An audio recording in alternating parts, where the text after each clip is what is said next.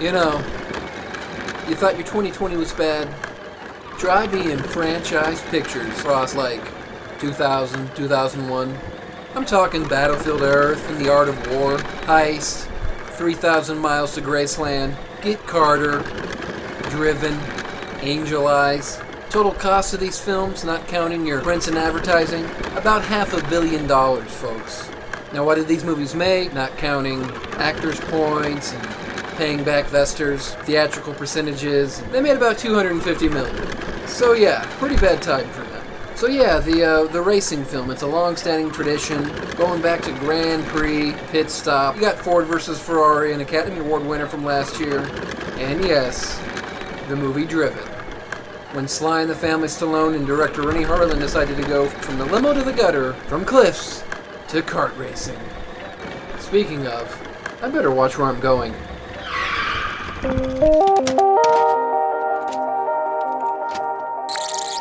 So, director Renny Harlin and Sly and the Family Stallone had quite a success together with one of the best Die Hard clones of all time, CLIFFHANGER.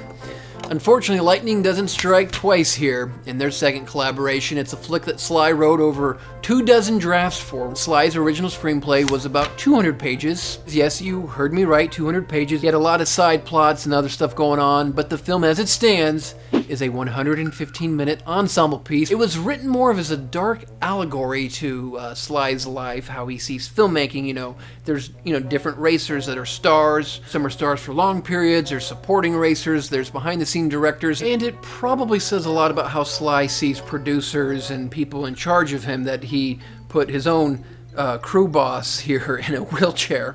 But his character had a much larger role and even had a romance. The film was shot this way, but editing chopped most of that off. You can actually catch about an hour of deleted scenes on the DVD or Blu-ray. That's if the 2-hour cut of Driven isn't enough for you. Maybe 12 minutes of it on HawkSchlock is more than enough.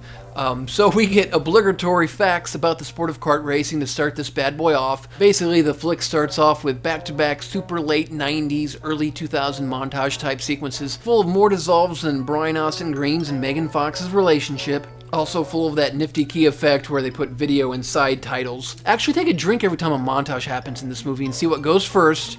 Your liver or your patience with even finishing this darn thing. And then we get a montage all about a hot new rookie racer that looks about 12 years old. He's got tons of media and young pretty girls oogling over him. He's Jimmy Bly, played by Kroger Band, Jesse Eisenberg, and he's been the man since he was 8 years old on a go-kart, so by his looks, it's about 4 years. Meanwhile, we got the B version of Rebecca Romain here, Stella Warren. She was a model turned almost actress. She was in the Tim Burton version of Planet of the Apes, Driven, and I guess a lot of teenagers' Google searches, circa 2000, 2001, I guess. She actually won the Razzie for Worst Supporting Actress in 2001 for both Driven and the Apes reimagining flick, and she earns it. But here, she's just had her heart broken by another racer named Joe, who's cracking under the pressure a bit. Now, Renny Harlin basically berated and humiliated the actress in front of the cast and crew to get the emotions he wanted from her in this scene, because she wasn't a real actress yet, because, Twitter cancellations didn't exist then. But then let's cut to our first real actual race sequences. Interestingly enough, Harlin filmed something like 10 real races before principal photography even started. And they all blend together via some horrible editing, just a complete lack of cohesion and just bad storytelling. I'll tell you how bad it is. The opening lets us know that the cars go 250 miles an hour, but most of the time it just feels so slow, almost boring. It doesn't matter how quickly they're cutting the shots, and there's a lot of them. We're talking helicopter shots, telephoto shots near the track. But hey, Burt Reynolds, the bandit himself, is here. I guess he's looking to pick up a paycheck, and he's calling in Sly and the Family Stallone to come back racing for the big show, because his team member, Memo, just ain't getting it done. And Sly's name? Joe the Hummer.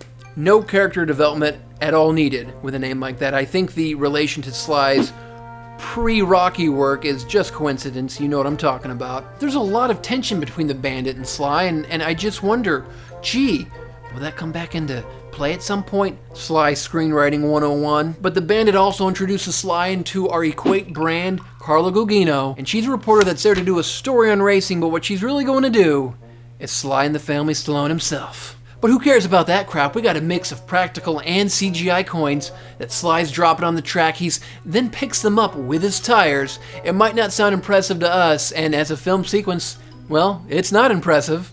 But he does it, and I'm not sure who's more attracted to Sly after this test. Equate brand Carlo or Walmart brand Jesse Eisenberg. Now speaking of him, he's gonna go out and go partying, and he comes across our Walmart brand Rebecca Romain. She's still heartbroken, but he's all, hey, I'm just looking for a friend, which is a line I believe that about 40% of the guys use when they try out a girl's OnlyFans page. But here they're smiling at each other. You can cut the sexual tension with those quarters stuck to Sly's tires. But it's time for another race, which means we got a montage of 40% racetrack related imagery and 60% shots of hot babes' butts and breasts, which leads Sly directly into running into his ex-wife, a hot babe in her own right, Gina Gershon, and she's there to rub it in that she left him for a younger, better, hotter version of him, Memo. Oh, by the way, Sly's still friends with this guy. Sly and the family Stallone living that racing bros before hoes life. And we have another race sequence.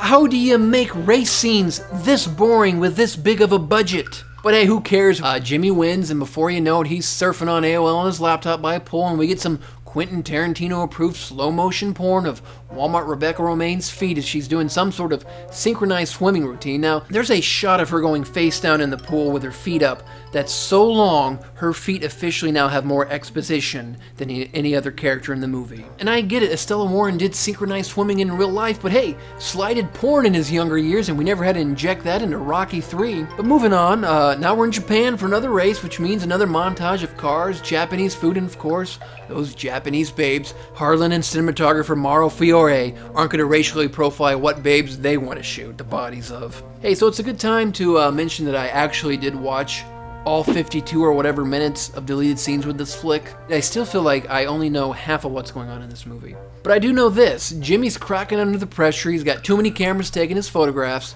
too many hot Japanese babes grabbing at his teenage-era Justin Bieber hair. Meanwhile, we get an era-appropriate MTV montage of quick cuts and overexposed transitions leading us into another big race. The bandit shows up for another few seconds to pick up a little bit more of that paycheck. Couldn't Sly have at least written a scene where the bandit gets into a Trans Am? But who cares about that? Kroger brand Jesse Eisenberg just went all in for a huge crash. He might be dead, the film itself might be over, but we're not that lucky because Jimmy's gonna be okay. And no one looks more disappointed than the bandit. He too wanted to go home early and just collect the rest of his check. Now we're in Chicago.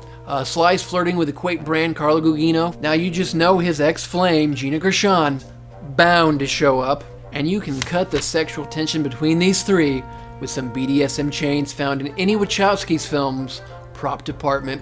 Now speaking of Gina, it's not lost on me that you see one of the cars is sponsored by Dog Chow. Now she of course was in the masterpiece Showgirls just a few years earlier, where she admits that she used to love eating dog chow. Anyhow, Jimmy's blocked by some interviews while Walmart brand Rebecca Romain is apologized to by her old flame Joe. Are you keeping up with all this? He knows he's been focused too much on driving, and he's got an engagement ring to prove it. She's back with Joe, and well, that's kind of her character arc. But who cares about romance? Because now Jimmy, Kroger brand Jesse Eisenberg, he's pissed. He steals one of the cars on display and races off into the Chicago streets of the night. And Sly and the family Stallone, he's tired of being wasted in this flick. He's gonna jump into the other car on display and race after him. In a sequence filmed over 9 nights on the streets of not Chicago, but Toronto, we get some gloriously bad CGI composite of Walmart brand Jesse Eisenberg's face on the car racing in the streets. They make manhole covers fly up. Someone warn the turtles, please. They're driving underneath semi-trucks. Then, of course, random hot babe number 147 gets her skirt blown up as they race past, and of course she's wearing some sort of white, sexy, lacy panties under there on this random night. This was all over the TV spots and trailers back in the day, which lets you know who this film was marketed towards. But ladies, take note, this is why you wear shorts underneath your skirts, just in case Renny Harlin's around filming a movie. And we get more horrible CGI as another manhole cover flies up just inches from Sly's face, but not really, because it looks about as real as the church organ in Daredevil does. And their Daredevil race ends in the middle of downtown Chicago, and Sly and Walmart brand Jesse Eisenberg argue to the smooth rhythm of moving camera shots and quick cuts. Now, of course, they never get arrested. I mean, actually they do, but they cut out all those scenes because who needs character development? We basically get back-to-back montages here. We even get a section of montage dedicated to the weather report in Germany. Who needs to know what the weather is? No one cares what the CGI-created weather's going to be like in these stupid races in this dumb movie. Anyhow, the bandit puts Sly in his place, and the guy who's Schlock and Sly's ex, he's going to start slapping Jimmy's butt with a towel. You can cut the homoerotic tension with with another one of the weather reports which the PA announcers are about to give. It's pouring rain as our big race blazes on, water hitting windshields, being blown up into watery mist slipstreams from these speeding tires, and it's just some of the worst CGI I've ever seen. Who cares about that? We get a huge crash and a cart is flying like Superman Cart of Steel. And if that's not enough, Walmart brand Jesse Eisenberg's teammate Memo, egged on by Gina Gershon, he's deciding to try and take the lead, and it causes a wreck with his own teammate. Now, if I actually cared about any characters in this movie, I would care. But I don't. But we get this huge wreck with some horrible slow motion CGI as a chaser. Cue the somehow the car ends up in a nearby river fireworks. Anyhow, cut to the God shot POV with horrible CGI rain coming down. The rain's pouring down like the bad reviews this film would ultimately get. I was really hoping this flick was almost done, but now we got the bandit strolling in on his wheelchair to snarl to Sly about Jimmy's contract and another race.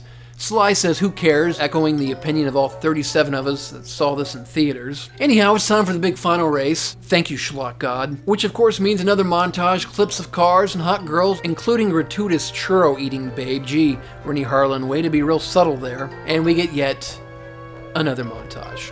Our final race starts, and before you know it, we have gratuitous CGI tire flying through the air from another crash. Remember that weird era where film effects and filmmaking was evolving from the analog to digital era? Oh, this movie remembers. Anyhow, a bunch of random racing happens, more CGI wrecks. Sly and the Walmart brand Jesse Eisenberg character, they're using great teamwork to get to the lead. Sly starts humming, reminding us of his nickname, Joe the Hummer. And then Walmart brand Jesse Eisenberg starts humming, and he wins via horrible CGI checkered flag finish. How exciting. Cue the slow motion trophy celebration where Sly and the other racers squirt champagne on each other. And cue the line for refunds. It's Schlosker time. We got Worst Blockbuster of 2001. Best worst use of trendy editing to ruin action and dramatic sequences.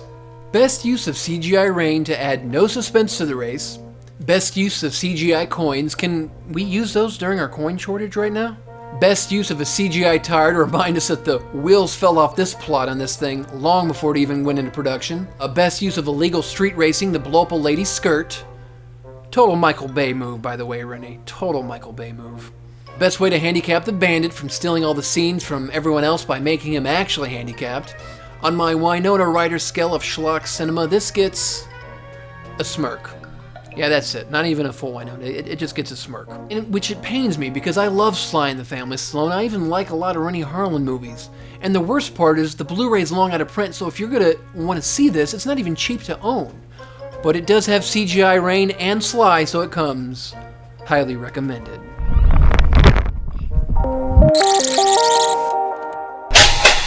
HawkSchlock.